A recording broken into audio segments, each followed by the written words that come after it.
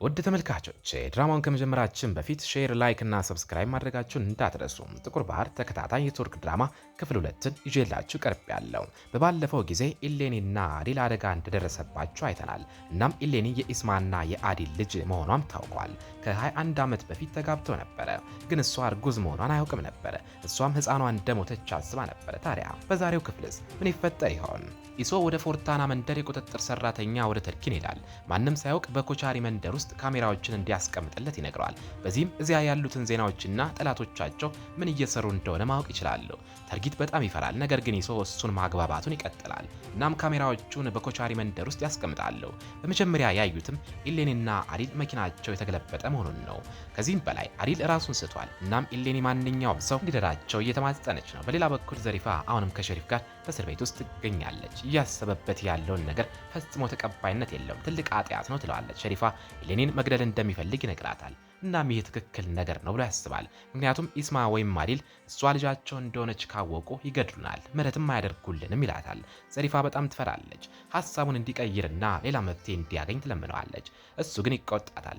አንቺ መሞት ከፈለግሽ ትችያለሽ፣ እኔ ግን መሞት አልፈልግም ይላታል። በመሃልም የዘሪፋ ስልክ ይጠራል። ኢሶ ነበረ ደዋዩ። አዲልና ኢሌኒ አደጋ እንደደረሰባቸው ይነግራታል። ነገር ግን በሕይወት አለው። አዲል ብቻ ራሱን ስቷል። ነገር ግን ኢሌኒ እሱን ለመርዳት እየሞከረች ነው ይላታል። ዘሪፋ ተዋቸው፣ ማንም እንዲረዳቸው አትናገር ትለዋለች። ስልኩ ተዘጋ። እናም ሸሪፍ ሁለቱንም በአንድ ድንጋይ ለመምታት ይህ ትልቅ እድል ነው ይላል። እሷም ከመፍራቷ የተነሳ ዝም ትላለች፣ ግን ዝምቷ የመስማማት ምልክት ነው። ሸሪፍ ለጎካን ደውሎ ሁሉንም እንዲገላቸው ትእዛዝ ይሰጠዋል። እናም ጎካን ሁለት ሰዎችን ይዞ ትእዛዙን ለመፈጸም ይሄዳል። ዘሪፋ ከፖሊስ ጣቢያ ወጣች። ኢስማንም ከዚያ ተቀምጣ አገኘቻት። በጣም አዝናለች። ዘሪፋም ምን ሆነሻል? ለምን አዘንሽ? ትላታለች። ኢስማም አሁን ወንድሜ ሸሪፍ ከ20 ዓመት በኋላ ከእስር ሊፈታ ነው፣ ሴት ልጄ ደግሞ በህይወት ብትኖር ኖሮ 20 ዓመት ይሆናት ነበር ትላታለች። ዘሪፋም በሌላኛው ዓለም ታገኛታለች፣ አይዞሽ ትላትና ታቅፋታለች። በሌላ በኩል አዲል በመጨረሻም ነቃ። ኢሌኒም በጣም ተደሰተች። ነቅቶም እሷ ደህና መሆኗን ያረጋግጣል። ደሟንም እንደሰጠችው ያያልና ለሁለተኛ ጊዜ አዳንሽኝ፣ እንዴት ዳይን እንደምከፍል አላውቅም፣ ግን እናትሽን እንደምታገኝ ቃል ገባልሻለሁ ይላታል። ያቅፋታልም። እሷም አንተ ብቻ ደህና ሁን፣ ማዬና አባዬን አብረን እናገኛቸዋለን ትለውና የደም ግፊቱን ትለካለታለች። ማን እንደደውልላቸውም ይጠይቃታል። የኔ ስልክ የለም፣ ግን አንተ ስልክ ላይ ቤተሰቦችና ጓደኞቿ አለመደወላቸው ይገርማል ትላለች። እሱም በጣም ይጨነቃል። በእርግጥም አጎቱም የአጎቶቹ ልጆችና እህቱ ፋጢማ በእስር ላይ ናቸው። ጎካንና ሁለት ሰዎቹ አዲልንና ኢሌኒን አግኝተው ከሩቅ ይተኩሱባቸዋል። ኢሌኒ በጣም ፈርታለች፣ ግን አዲል ያረጋጋትና ከመኪና ውስጥ የእሳት ማጥፊያ እንድታመጣለት ይነግራታል። በዚያም የእሳት ማጥፊያ ወደ አየሩ ይረጨዋል። አካባቢውን ሙሉ በሙሉ ጨለማ ያደርገዋል። እናም በዚህ ጊዜ ያመልጣሉ። ነገር ግን ጎካንና ሰዎቹ ይከተሏቸዋል። ኦሩክ ቤተሰቡን ሰብስበው ለእሱና ለሴፍጂ ትልቅ የሰርግ ድግስ ሊያደርግ እንደሆነ ይነግራቸዋል። ነገር ግን ዘሪፋ አሁን ጊዜው አይደለም ብላ ትቃወማለች። ኦሩክ አሁን ጊዜው ነው፣ በመሬታችን ላይ እናክብር ይላታል። ሽሪን መሬቱን ለአዲል የሰጠችበትን ጊዜ ታስታውሳለች እና ትፈራለች። ኢሶ ለኢስማ መልእክት ይልክላታል። አዲልና ግሪካዊቷ በባህር ዳርቻ ላይ አደጋ እንደደረሰባቸው ያሳውቃታል። እናም ለማንም ሰው ይህን እንዳትናገር ይነግራታል። ኢስማ በጣም ተጨንቃለች። አዲልና ኢሌኒ አሁንም እየሸሹ ነው። አዲል የጎካን ሰዎችን ለማሳሳት የጫማውን አሻራ እንደ ማሳሳቻነት ይጠቀምበታል። ጎካንና ሰዎቹም በሌላ መንገድ ይሄዳሉ።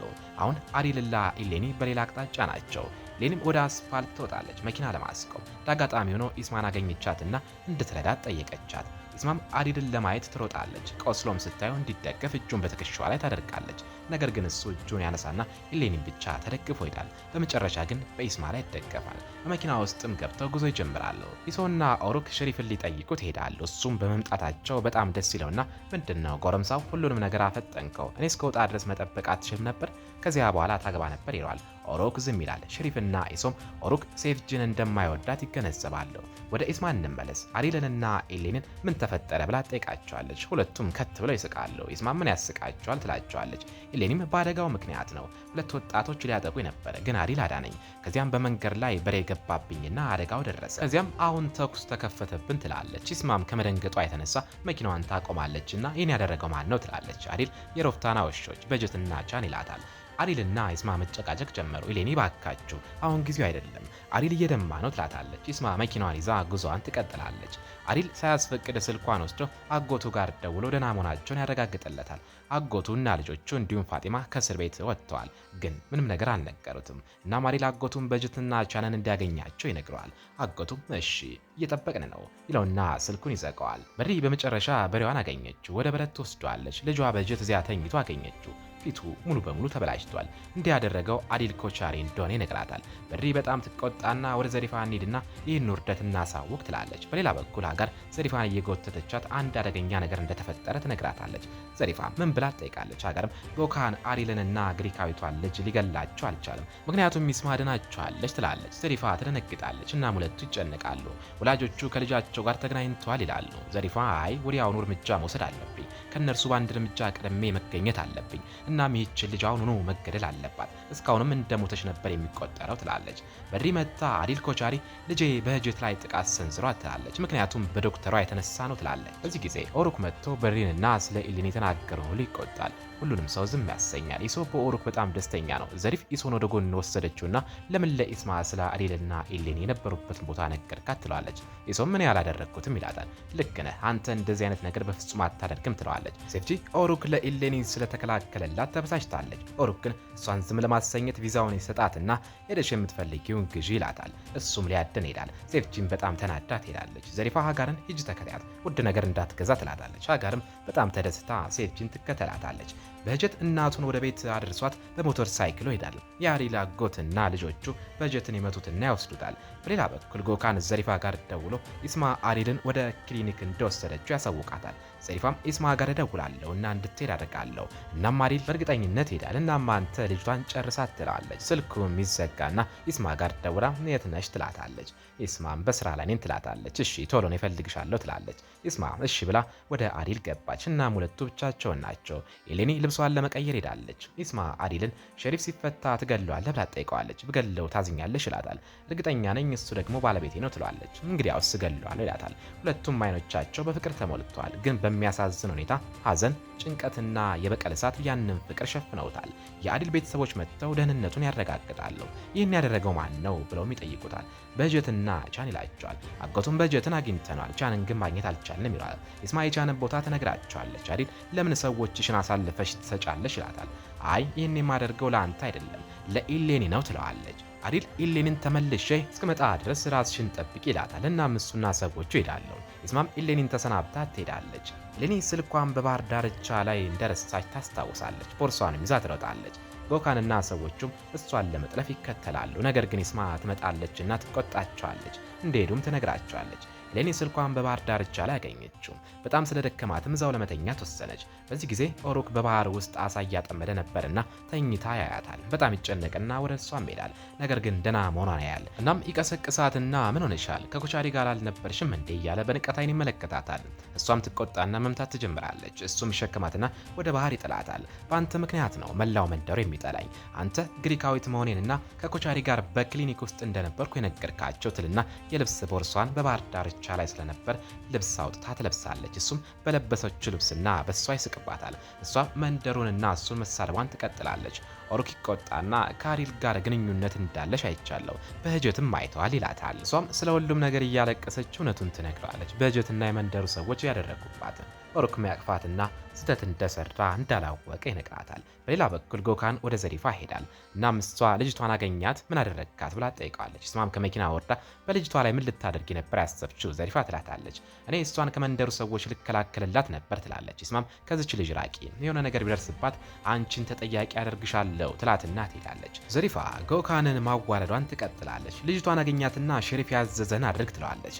በኢሌኒ በኩል ኦሩክ እሷን ማጽናናቱን ቀጥሏል። እየተሳሳቁ ነው፣ ግን እሷ ትኩሳቷ ይጨምራል። በጀልባ ወደ ቤቱ እየወሰዳት አትጨነቂ፣ እኔ ከአንቺ ጋር ነኝ ይላታል። ኢስማ ታያቸውና በፍጥነት ትመጣለች። ምን ተፈጠረ ብላም ጠይቃቸዋለች። እዚህ መቆየት እንደማትችልና ብዙ ችግር እንደሚፈጠርም ትነግረዋለች። ኦሩክ ኢስማን ወደ ጎን ወስዶ እሷን እንድትረዳት ያግባባታል። እሷን ለመርዳት ምንም ችግር የለባትም፣ ግን የመንደሩን ሰዎች ትፈራለች። ነገር ግን በመጨረሻም እሷን ለመርዳት ትስማማለች። ኦሩክን ልጅቷን ትወዳታለህ እንዴ ብላ ትጠይቀዋለች። አይ በፍጹም እኔ ለረዳት ብቻ ነው፣ የሥራ ባልደረቤ ናት ይላታል። የስራ ባልደረባ እንግዲያውስ እናያለን ትለዋለች። ኤሌኒም ወደ ቤቷ ትወስዳታለች። ምግብ ልታመጣላትም ትሄዳለች። ኤሌኒም ኦሩክን ትመለከትና ትስቃለች፣ እሱም ይስቃል። ከዚያም ኦሩክ ኢሶ ጋር ደውሎ በጀትና ቻንን ፈልግልኝ መቅጣት አለብኝ ይላል። ነገር ግን አዴል ቀድሞ አግኝቶ ለሰዎቹ እንዲቀጡ ሰጥቷቸዋል። ከኢስማ ጥሪ ደረሰውና ኤሌኒ ከእርሷ ጋር እንዳለችና ከሴፍጂና ከኦሩክ የሰርግ ድግስ በፊት እንዲመጣና እንዲወስዳት ነገረችው። እሱም መልካም ዕድል ይልና ይዘጋዋል። ኤሌኒ ከድካሟ የተነሳ ተኝታለች። ልብሷን እንኳን አልቀየረችም። ኢስማ ጫማዋን አወለቀችላት። ከዚያም እማዬ ስትል ሰማቻት። ኤሌኒ ህልም እያየች ነው። ነገር ግን ኢስማ በጣም ተነክታ እናትሽ የት ነች? ለምን ተወችሽ? የኔ ልጅ ብትሆኝ ኖሮ ለአንድ ደቂቃ እንኳን አልተወሽም ነበረ ብላት እያለቀሰች ትወጣለች። አሪልን አገኘችውና ምን ሆነሻል? ለምን ታለቅሻለሽ? ይላታል። አላለቅስም፣ አንተ ምን አገባ? ለምን ትጠይቀኛለህ? ትለዋለች። ለ20 ዓመታት ስታለቅሽ አላየሁሽም ይላታል። አዎ ለ20 ዓመታት ብዙ ጊዜ አላገኘኸኝም። ይህች ዶክተር በጣም ታማለች። በእንቅልፍ ልቧም እናቷን ትጣራለች። እናም በጣም ስለተነካው አለቀስኩ ትለዋለች። አሪልም በእውነት አለቀስሽ? አሁንም ታለቅሻለሽ ማለት ነው ይላትና ወደ ቤት ይገባል። ኢስማም ተከትላው ገብታ ከጎኑ ትቀመጣለች። አሪል ኢሌኒን ማጽናናቱን ይቀጥላል። እናም ብቻዋን በመሆኗ በጣም ያዝንላታል። ኢስማም ሁልጊዜ ላቅፋት እንድፈልግ ታደርገኛለች ትለዋለች። አሪልም ይነካና እንባው ይወርዳል። ኢስማም ትገረማለችና ይህች ልጅ ሁለታችንም እንድናለቅስ አደረገችን እኮ ትለዋለች። ማልቀስ ምንድን ነው? እንደዚህ ያደረጋትን በጀትን አስለቅሰዋለሁ ይላትና ሄዳል። ኢስማም ትከተለውና ትወጣለች። ወደ ፀጉር ቤትም ሄዳ ሴፍጂ እና አሚናን ታያቸዋለች። ሴፍጂ በጣም ቆንጆ ትመስላለች። አሚና ደግሞ አስቂኝ የፀጉር ስታይል አላት። ሁለቱም ይስቃሉ። ሶስቱ ትማማቾች ወጡና ተቀመጡ። ኢስማ ሴፍጂን ትንሽ አልቸኮልሽም ትላታለች። ሴፍጂም በጣም ተናዳ አይ አልቸኮልኩም፣ ኦሩክን እወደዋለሁ፣ እሱም ይወደኛል፣ ለ6 ወራት ተዋውቀናል፣ የምን መቸኮል ነው ትላለች። ሀጋር ከፀጉር ቤት ወጣችና ኦሩክ በጀትን ሊያጠቃ እንደሄደ ትነግራቸዋለች። ምክንያቱም በግሪካዊቷ ልጅ ላይ ጥቃት ስለሰነዘረ። ሴፍጂ በጣም ትበሳጫለች። አሪል በጀትና ቻን እየቀጠቅጣቸው ነው። ጥቃት እንደሰነዘሩባት ሲጠይቃቸው ምንም አይናገሩም። አሪል ሁሉንም የመንደሩ ሰዎች ሰብስቦ ሮፍታናን ሊያጠቃ ይወስናል። በሰርግ ድግስ ላይ ኢሶ ከሴቶቹ ጋር ይጨፍራሉ ከሙሽራው በቀር። ኤሌኒ ከእንቅልፏ ነቅታ ምን እንደተፈጠረ ለማየት ትሄዳለች። በድባብ ውስጥ በጣም ደስተኛ ነች። ነገር ግን ኦሩክ ሙሽራ መሆኑን ስታይ ትደነግጣለችና በጣም ታዝናለች። ሁሉም ሰው ሙሽራውን ያመሰግናል፣ ቀለበትም ያስራሉ። ኤሌኒ በጣም ስለተበሳጨች እንባዋን መደበቅ አልቻለችም። ጉንፋን ስላለባትም ስታስነጥስ በድምጿ ምክንያት ሁሉም ሰው ወደ እርሷ ይመለከታል። ጥቃትም ይሰነዝሩባታል ከኢስማና ኦሩክ በቀር። እነሱም ይከላከሉላታል። ጎካን ማንም ሳያውቅ ሊገላት ተዘጋጅቷል። ነገር ግን አሪል ወደ ሰማይ ይተኩሳል። ሰዎቹ ከእርሱ ጋር አሉ። ኤሌኒ ወደ እቅፉ ትሮጣለች። እናም እሷ ደህና መሆኗን ያረጋግጣል። ኦሩክና የሮፍታና ሰዎች ሽጉጣቸውን ወደ አዲልና ሰዎቹ ያነሳሉ። አዲል ደም እንዳይፈስ ከፈለጋችሁ ሽጉጣችሁን አውርዱ ይላቸዋል። ኢስማ እስካለ ድረስ ሽጉጦቹ አይወርዱም፣ ሂድ አዲል ትለዋለች። አዲል እኔ አይደለሁም የሚሄደው፣ አንቺና ቤተሰብሽ ናቸው የምትሄዱት። ይህ የኔ መሬት ሆኗል፣ እናም እኔ የመሬቱ ባለቤት ነኝ ይላታል። ኢስማና ሁሉም ይደነግጣሉ። ሽሪን ቤተሰቧንና የመንደሩን ሰዎች ሽጉጣቸውን እንዲያወርዱ ታደርጋለች። እናም መሬቱን ለአዲል ሰጥቼዋለሁ፣ የደም ጉዳዩም እንዲቋጭ አድርጌያለሁ ትላለች። ዘሪፋ ትደነግጣለች። ኦሩክ ቤተሰቡን ወደ ኋላ ይወስዳቸዋል። ኢስማ በጣም ተበሳጭታለች፣ እናም ደንግጣለች። አዲልና ሰዎቹም ድግሱ ላይ ይጨፍራሉ። ኢስማ ወደ አዲል ቀርባ ለምን እንዲያደረግብኝ ትለዋለች። ብታገቢ ኖሮ በቀኝ እጄ ይዝሽና እንጨፍር ነበር ይላታል። ኦሩክ በጣም ይበሳጫል። በአዲል ላይ የሚቆጣና ይመታዋል። ሁሉም ሰው መደባደብ ይጀምራል። አሚና ምጥ ያዛትና ወደ ቤት ገባች። ኤሌኒ ተከተለቻትና ልትረዳት ሞከረች። ነገር ግን አሚና እርዳቷን አትቀበልም። ኦሩክን ነው የምፈልገው ትላለች። ኤሌኒ ወጥታ ኦሩክን ትጠራዋለች። ነገር ግን ማንም አልሰማትም። እንደ አጋጣሚ ኢስማ ታያትና እህቷ እንደምትወልድ ትነግራታለች። ኢስማና ሁሉም ሴቶች አሚናን ለመርዳት ይገባሉ። ኤሌኒ አሚናን ታዋልዳታለች። እናም ኢስማ ሕፃኑን ስታይ በጣም ታዝናለች። ወደ ኋላ ትመለሳለች ልጇን እንዳጣች በማሰብ። ኦሩክና የተቀሩትም ይገባሉ። ኤሌኒ ራሷን ልትሰጥ ስትል አዲልና ኢስማ ያነቋታል። ኦሩክ አሚናን ስለረዳቻት ያመሰግናታል። ነገር ግን በጥፊ ትመታዋለች። ሁሉም ይደነግጣሉ። እናም ፈጽሞ አረሳውም ብላው ትወጣለች። አዲል ማንኛውም ሰው ልጅቷን እንዳይነካት አስጠንቅቆ ከመሬቱ እንዲወጡ ነግሯቸው ይሄዳል። በማግስቱ ዘሪፋ ሸሪፍን እስር ቤት ውስጥ አግኝታ የተፈጠረውን ነገር በሙሉ ትነግረዋለች። ሸሪፍን በጣም ይቆጣል። ኦሩክና ሀጋር ወደ ኢስማ ሄዳሉ። በጣም ስለተቆጣች ሊያናግሯት ይሞክራሉ፣ ግን ምንም አትቀበልም። ሀጋር ኦሩክን ኤሌኒ በጥፊ ስለመታችው ታስቆጣዋለች። ሴፍጂ ራሷን መቆጣጠር አትችልም።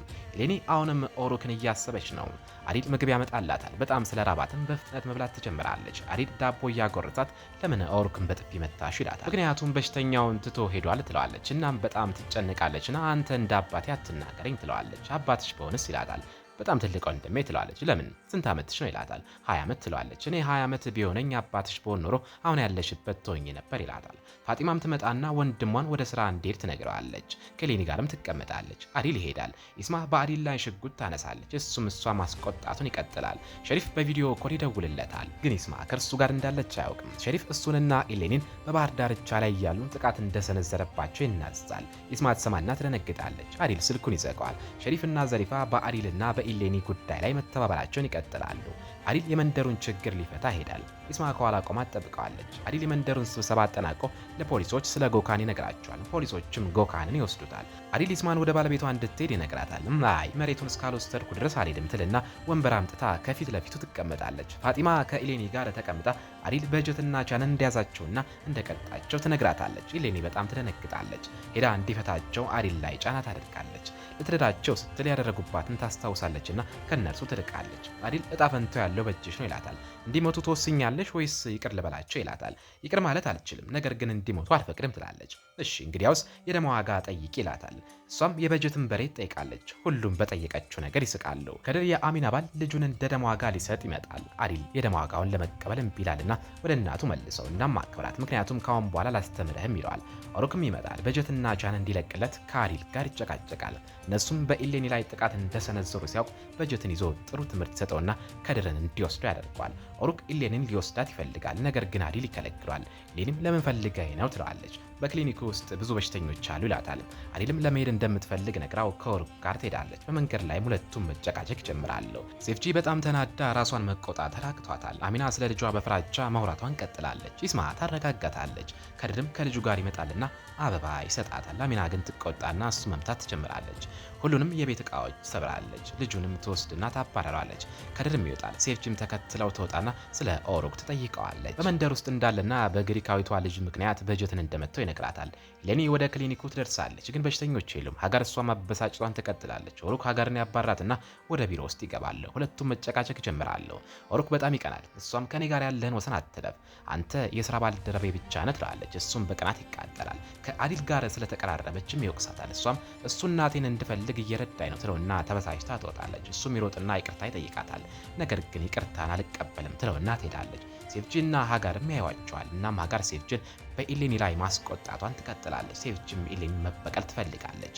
ዘሪፋ ለኢሶ ስለ ሸሪፍ እቅድ ትነግረዋለችና የአዲልን እህት ፋጢማን እንድጠልፍለት ሸሪፍ ጠይቀዋል። ከዚያም በእርሷ ላይ እንደራደራለን፣ መሬቱንም እንመልሳለን ትለዋለች። አዲል የበጀትን በሬ ወስዶ ለኢሌኒ ሊሰጣት ይሄዳል። ያን ፋጢማን ይወዳታል፣ እሷ ግን ችላ ትለዋለች። በድንገት አንድ መልእክት ደርሷል።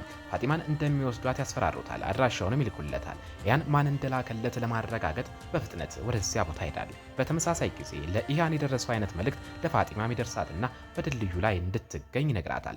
ፋጢማን በቁጣ መኪናዋን እየነዳች ትሄዳለች። ኢያን ኢሶ ጠልፎ አስሮት በድልድዩ ላይ ያገኘችው። ፋጢማንም ጠልፎ በመኪናው የኋላ ኮፈን ይቆልፍባትና ትጮኻለች። እሱም መኪናውን እየነዳ ይሄዳል። በዚያን ጊዜ ኢስማ ላይ 1 ዓመታት የቆዩትን የቪዲዮ ክሊፖቿን በስልኳ ትመለከታለች። ነፍሰ ጡር ሳለች ለልጇ ስትዘፍንና እሷና አዲል ሲጋቡ የሚያሳየውን ቪዲዮ። አዲል በሬውን ወስዶ ኢስማንና ብሪያን ሊያበሳጭ ይሄዳል። ኢስማም ከእርሱ ጋር መጨቃጨቅ ትቀጥላለች። መሬቴን ወስደሃል ትለዋለች። መሬቴን ከኔ ለምን ወሰድሽው ይላታል። እሷም 21 ዓመት ወደ ኋላ ትመለሳለችና በጣም ይዋደዱ ነበር። ወደ አሁን ትመለሳለች። አዲል እየቀረባት ነው፣ ነገር ግን እሷ ልትሸሽ ትሞክራለች። እሱም አትጨነቂ፣ አልነካሽም፣ ነገር ግን በዚህ ቦታ ባለቤቴ ነሽ፣ ማንም ሊነካሽ አይችልም ይላታል። ይህን ስትሰማ በጣም ትነካለች። እሱም በጣም ይነካና ትቷት ትሄዳል። ዘሪፋ ሸሪፍን ደውላ ኢሶ ፋጢማን እንደጠለፋት ታሳውቀዋለች። ጥሩ ነው የአዲልና ኢስማ ልጅ ተራ እስኪደርስ ይላታል። ሌና የኢሌና ያሳደገቻት እናቷ ሸሪፍን ለመጠየቅ ትመጣለች። ልጇን ሆን ብላ እንደላከቻትም ይነግራታል። እሷም በቁጣ ተሞልታ ሸሪፍን ማስፈራራቷን ትቀጥላለች። ለኢሌኒ እውነተኛ እናቷ ማን እንደሆነች እንደምትናገር ታስፈራራዋለች። ሸሪፍም አንቺ ግን እውነተኛ እናቷ ማን እንደሆነች አታውቂም፣ ስለዚህ ተሸናፊ ነሽ። ልጅሽ እዚህ አደጋ ላይ ነች፣ ብዙ ጠላቶች አፍርታለች፣ ምናልባትም እስካሁን ሞታ ይሆናል በማለት በአይምሮዋ መጫወቱን ይቀጥላል። ፊሌና በጣም ትፈራለች። በሌላ በኩል ኢሌኒ በባህር ዳርቻ ላይ ሄደች። ስለተፈጠረው ነገር ሁሉ ማሰብ ትጀምራለች። ከግሪክ ከመጣች ጀምሮ በጣም አዝናለችና ተቀምጣ ታለቅሳለች። በድንገት አደጋ ይሰማታልና ትቆማለች። በእርግጥም 3 ሰዎች ሊገሏት ተዘጋጅቷል። እነሱም ዘሪፋ፣ ሴፍጂ እና በጀት ናቸው። በድንገት አንድ ሰው ኢሌኒን ይገፈትራትና ወደ ባህር ትወድቃለች። እናም ክፍል 2 እዚህ ላይ ያበቃል። ቀጥለው ምን እንደሚፈጠር ማወቅ ከፈለጋችሁ በክፍል 3 ጠብቀውኝ።